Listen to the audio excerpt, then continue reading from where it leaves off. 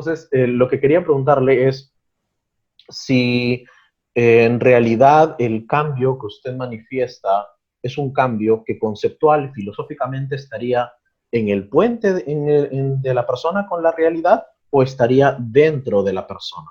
Eso es lo que a mí me gustaría saber. Si se concibe una mente intracerebral o se concibe una mente que está más contextual, ¿no? En la relación. Ana María, sí. Le digo, okay. Doctor, Pedro wants to know if the change that you're gonna have is just more inside mind or just it's different. ¿Cómo dijiste, Pedro? Fuera del Como en la relación, ¿sí? In the relation, right? Yeah.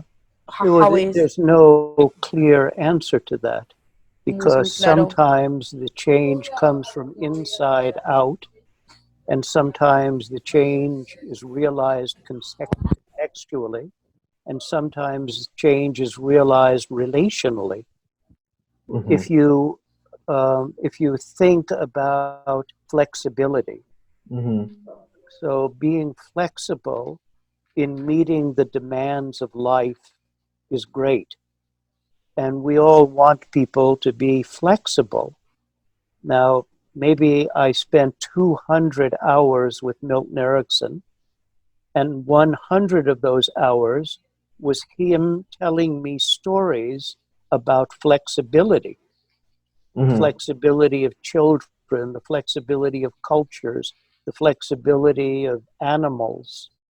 Yeah. And it was like something clicked where I would suddenly realize a more flexible orientation in my approach to psychotherapy. So Ahora,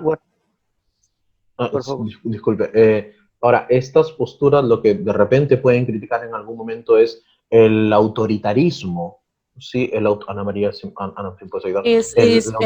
Pedrito told me that well, he wants to know if maybe some kind of these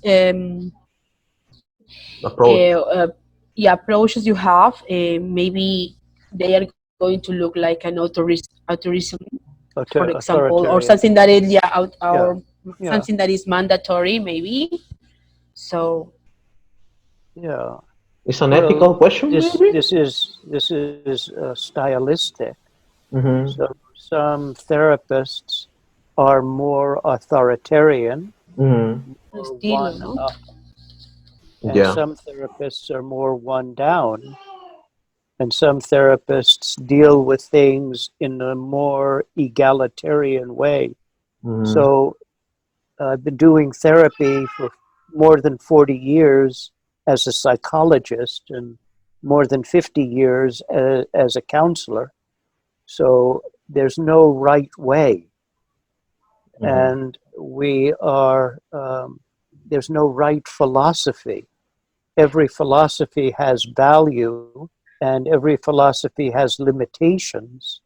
So I don't search for the right philosophy.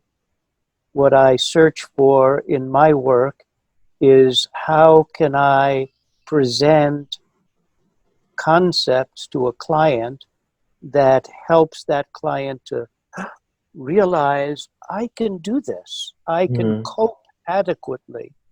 I can change and live more adaptively.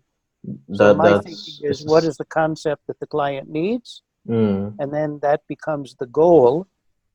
Now, hypnosis is of benefit as a philosophical tool, because hypnosis demonstrates to the client you can change your state.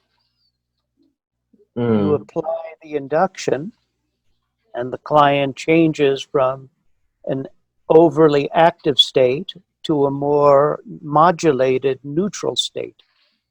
Now that in itself can be systemically significant.